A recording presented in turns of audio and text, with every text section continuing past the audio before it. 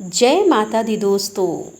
भक्तों, समस्त भारतवर्ष में माता के 9 रूपों की पूजा विशेषकर नवरात्रि के दिनों में होती है।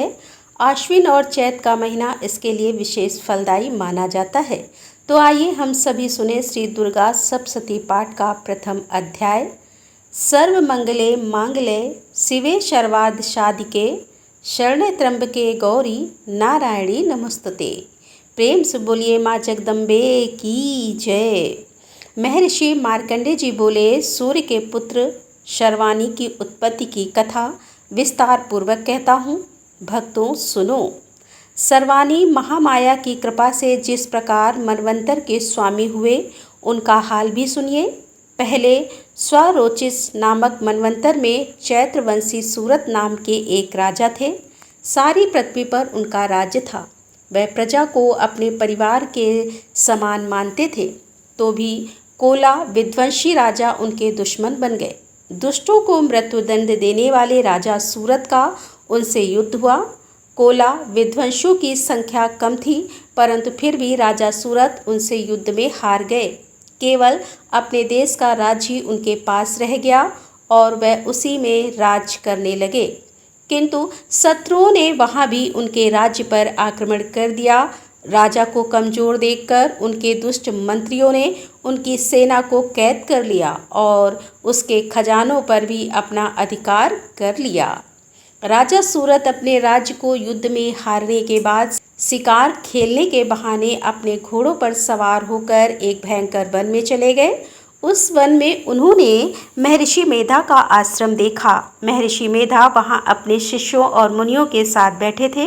राजा सूरत ने महर्षि मेधा को प्रणाम किया तथा महर्षि मेधा ने उनका उचित आदर सम्मान किया।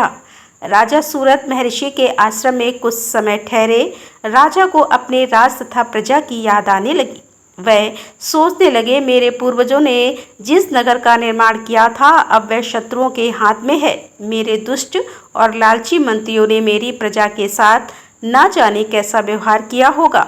मेरा प्रधान हाथी, जो कि सदा मद की वर्षा करने वाला और सूरवीर था, मेरे दुष्ट मंत्रियों के वश में होकर न जाने कैसे कैसे दुख भोग रहे होंगे।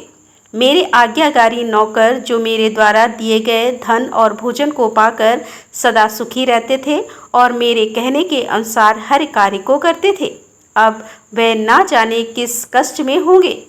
अब निश्चय ही दुष्ट राजाओं का अनुसरण करते होंगे, क्या पता। तथा मेरे दुष्ट और लालची मंत्रियों द्वारा व्यर्थ ही धन को व्यय करने से संचित किया हुआ मेरा खजाना एक दिन अवश्य खाली हो जाएगा। इस प्रकार की बातों को सोचकर राजा का मन दुखी हो गया। एक दिन राजा सूरत ने महर्षि मेधा के आश्रम से निकलकर एक वैश्य को देखा। राजा ने उनसे पूछा, भाई तुम कौन हो? तुम यहाँ किस कार्य से आए हो? तुम मुझे परेशान दिखाई देते हो, कृपया करके मुझे इसका कारण बताओ। राजा के नम्र वचन को सुनकर उस वैश्य ने राजा सूरत को प्रणाम किया और कहा कि हे महाराज, मेरा नाम समाधि है। मैं धनियों के कुल में उत्पन्न एक वैश्य हूँ। मेरी दुष्ट पत्नी और पुत्रों ने लोभवश मेरा सब धन छीन लिया और मुझे घर से निकाल दिया।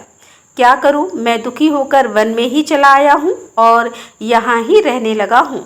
अब मैं यह भी नहीं जानता कि मेरे घर में सब कुशल है या फिर नहीं, और मैं यह भी नहीं जानता कि मेरे पुत्र सदाचारी हैं या दुराचार में फंसे हुए हैं। राजा शूर बोले, धन के लालच में तुम्हारी स्त्री और पुत्रों ने तुम्हें घर से निकाल दिया है, फिर भी तुम उनके लिए ही दुखी और परेशान हो। वैश्य ने कहा कि हे राजन, आपका ऐसा कहना ठीक है, किंतु मेरा मन इतना कठोर नहीं है। इसीलिए तो उन्होंने धन के लालच में भी पड़कर पितृ स्नेह को त्याग कर मुझे घर से निकाल दिया है। फिर भी मेरे मन में उनके लिए कोई कठोरता नहीं है। हे राजन, मेरा मन फिर भी उनके मुँह में क्यों फंसा है, मैं यह नहीं जानता हूँ।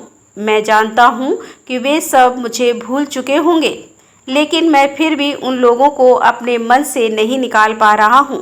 महर्षि मार्कंडेय जी ने कहा कि हे ब्रह्मा। इसके पश्चात राजा सूरत और यह वैश्य महर्षि के करीब गए तथा उनसे वार्ता प्रारंभ की। राजा ने कहा कि मैं आपसे एक बात पूछना चाहता हूँ। मैं अपनी प्रजा और धन दोनों को खो चुका हूँ। आप तो इसे भली भांति जानते हैं। परंतु मैं इनका मोह अपने मन से नहीं निकाल पा रहा हूँ। इसी तरह से यह वैश्य भी अपने परिवार द्वारा त्याग दिए जाने पर भी उन लोगों के लिए परेशान है। ऐसा कहा अज्ञानी मनुष्यों की तरह हम क्यों परेशान हैं? इसे सुनकर महर्षि ने कहा कि हे राजन, कुछ प्राणी दिन में नहीं देखते और कुछ रात में नहीं देखते, परंतु कुछ जीव दिन और रात दोनों में देख सकते हैं। इसीलिए यह जरूरी नहीं है कि मनुष्य ज्ञानी है या फिर अज्ञानी। पशु पक्षियों को भी ज्ञान होता है। आपने देखा होगा, पशु पक्षियों के अंदर भी मनुष्य की तरह ही ममता भी होती है, और यही तो भगवान की माया है, क्योंकि यही भगवान विष्णु की योग निद्रा है। महामाया भगवती देवी मनुष्यों को मोह में डाल देती है और इसी से जगत की उत्पत्ति होती है। यही देवी संपूर्ण ईश्वरों की भी स्वामिनी है, यही मनुष्यों को मुक्ति प्रदान करती है। राजा सूरत ने कहा कि हे महर्षि, वह देवी कौन सी है आप जिन्हें महामाया कहते हैं? इनकी उत्पत्ति कैसे हुई, इनका कार्य क्या है, इनका चरित्र कैसा है और इनका प्रभाव कैसा है? कृपया कर मुझे जरूर बताएं। तब महर्षि मेधा बोले, राजन, यह देवी तो नित्य स्वरूप है, उनके द्वारा यह संसार रचा गया है, वह तो स्वयं जगत जननी है। आपको मैं विस्तार पूर्वक बताता हूँ। वे तो देवी देवताओं का कार्य करने के लिए ही प्रकट होती हैं। संसार को जलमय करके जब भगवान विष्णु योग निद्रा का आश्रय लेकर शेषशैया पर सो रहे थे, तब मधुकैटभ नाम के दो राक्षस उनके कानों के मैल से प्रकट हुए और वह श्री ब्रह्मा जी को मारने के लिए तैयार हो गए। श्री ब्रह्मा जी ने जब उन दोनों को अपनी ओर आते देखा, यह भी देखा कि भगवान विष्णु योग निद्रा की आश्रय लेकर सो रहे हैं, तब श्री भगवान को जगाने के लिए उनके नेत्रों में निवास करने वाली योग निद्रा की स्तुति की और कहा, देवी तुम ही स्वाहा हो, तुम सुधा हो, तुम स्वधा हो, तुम वस्त्रकार हो, स्वर भी तुम्हारा है, तुम ही जीवन देने वाली सुधा हो। नित्य अक्षर प्रणव में आकार उकार मकार इन तीनों में मात्राओं के रूप में भी तुम स्थित हो।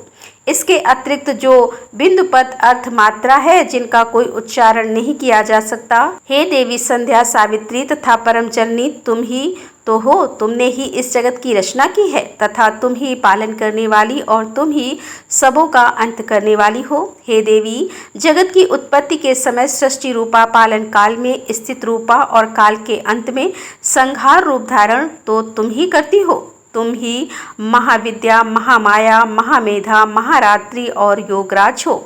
श्री ईश्वरी और बोध स्वरूपा बुद्धि भी तुम ही हो। लज्जा, पुष्टि, तष्टि, शांति और क्षमा भी तुम ही हो। तुम खड़ग धारिणी, शूल धारिणी, घोर रूपा तथा गदा, चक्र, शंख और धनुष के धारण करने वाली हो। बाण, भुषुंडी और पिद यह भी तुम्हारे ही अस्त्र हैं और तुम ही संसार में सबसे सुंदर हो। सर्वस्व रूप देवी, जो भी सत्य असत पदार्थ हैं और उनमें जो शक्ति है वह भी तुम ही हो। ऐसी अवस्था में तुम्हारी स्तुति कौन कर सकता है? इस संसार की सृष्टि, पालन और संहार करने वाले जो भगवान हैं, उनको भी जब तुमने निद्रा में वशीभूत कर दिया तो फिर तुम्हारी स्तुति कौन कर सकता है? मुझे और भगवान विष्णु को शरीर धारण कराने वाली भी तो तुम ही हो। हे देवी, तुम तो अपने इन उदार प्रभावों के कारण ही प्रशंसनीय हो। मधु और कैटभ जो भयंकर असुर हैं, इन्हें तो मुंह में डाल दो और भगवान श्री हरि विष्णु को भी जल्दी जगा दो और इनमें इनको मार डालने की भी बुद्धि उत्पन्न कर दो। महर्षि मेधा ने कहा कि हे राजन, जब ब्रह्मा जी ने देवी से इस प्रकार की स्तुति करके भगवान को जगाने तथा मधुकैटभ को मारने के लिए कहा, तो वह भगवान विष्णु जी के नेत्रों, मुख, नासिका, बाहु, हृदय, वक्षस्थल से निकलकर श्री ब्रह्मा जी के सामने आ खड़ी हुई। उनका ऐसा करना था कि भगवान श्री हरि तुरंत जाग उठे और उन्होंने दोनों असुरों को देखा। वे दोनों अत्यंत बलशाली और पराक्रमी थे तथा उनके नेत्र क्रोधवश लाल हो रहे थे। वे ब्रह्मा जी को मारने को आतुर थे। तब श्री हरि विष्णु उन दोनों असुरों के साथ पूरे 5 वर्ष तक युद्ध करते रहे। वे दोनों असुर अत्यंत बलवान थे। महामाया ने भी उन्हें मुंह में जाकर रखा था। अतः वे अत्यंत शक्तिमद में श्री विष्णु भगवान से बोले, हम दोनों तुम्हारी वीरता से अत्यंत प्रसन्न हैं, अतः हमसे जो चाहो वर मांगो।